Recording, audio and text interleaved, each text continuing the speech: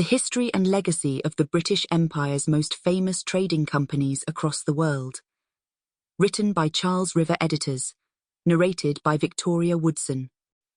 Introduction. When Queen Elizabeth II arrived in Lower Fort Garry, Manitoba in 1970, she was, like many foreign leaders, greeted with a reception and offered tokens by her hosts. What was different about this occasion, however, were the gifts offered: live elk and beaver. In the long-standing tradition of the Hudson's Bay Company, should the king or queen arrive in the lands governed by the charter King Charles II granted in 1660, he or she would be presented with 2 elk and 2 beavers by company officials.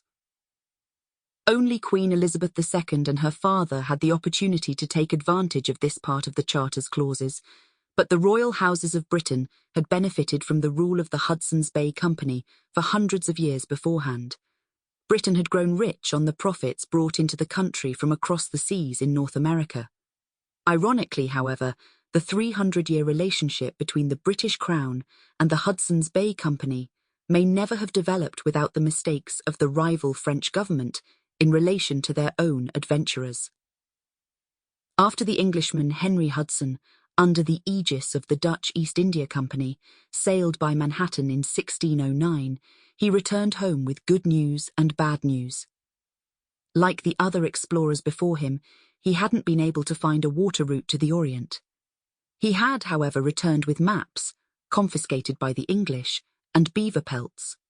With that, it became clear that the region around the bay that would take Hudson's name was a very promising new territory for trade and settlement, which would become a serious bone of contention between the Dutch and the English for the rest of the century. In 1614, another Dutch East India merchant, Adrian Block, entered through the narrows of the East River between Queen's and Randall's Island, a difficult and dangerous passage that later sank numerous ships, and that Block named Hell's Gate, Heligat. The European world would know the name Manhatties when Block returned to the Netherlands with new and improved maps. After that further exploration, the Dutch returned to build settlements on the southern tip of Manhattan and elsewhere, and by 1626, trade was brisk both between the Native Americans and the European settlers, and between the settlers and their mother countries. In 1652, England and the Netherlands were at war, but heavy losses on both sides hurried the prospect of peace. Nevertheless, the two countries' representatives in the New World were increasingly hostile toward each other, even though they were an ocean away from the main belligerents. The Puritans of New England. Sample complete. Ready to continue?